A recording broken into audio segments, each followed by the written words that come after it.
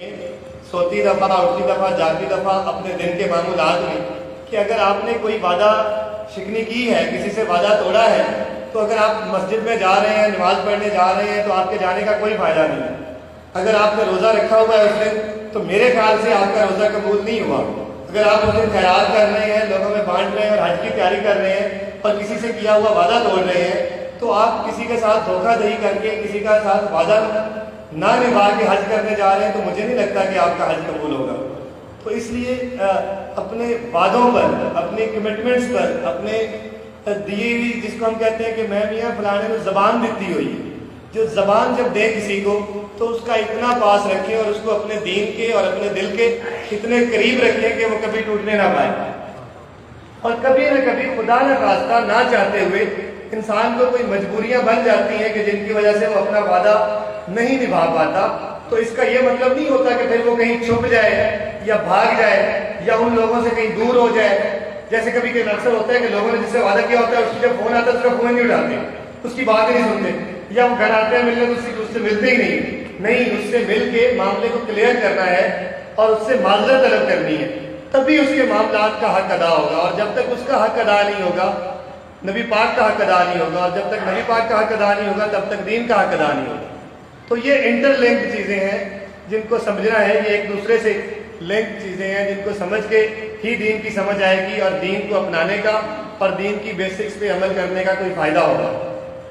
बस यही गुजारिश है कि आज अगर आप, मतलब मैं समझा पाया हूँ अपनी बात में, इतना समझदार नहीं हूँ, मुझे अच्छे तरीके से बात करनी नहीं आती, तो मैं बात अपनी समझा पाया हूँ कि वादा कैसे होता है, समझ आई आप बताइए,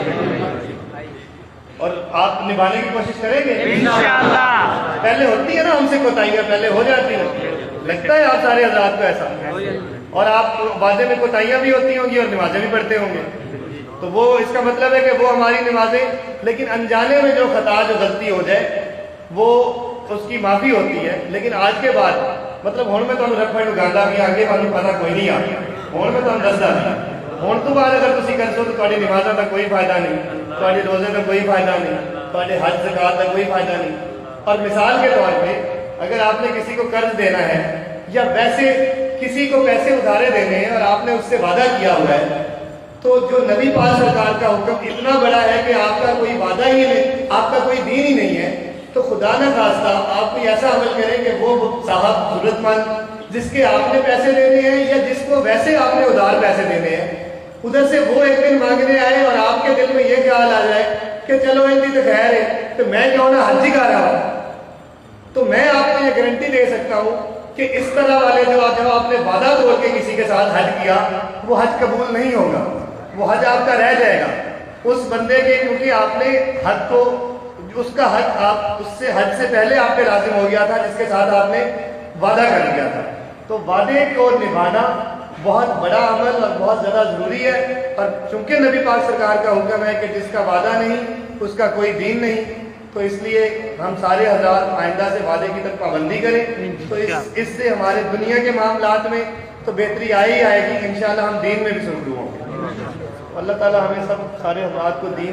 दीन की रूह को समझने की तौफीक अता फरमाए। अल्लाह हमारी खताओं को माफ़ करे, और मेरे से कोई गलती हुई है तो आप सारे हज़रात मुझे माफ़ कर दीजिएगा। अल्लाह आप सारे हज़रात बहुत बहुत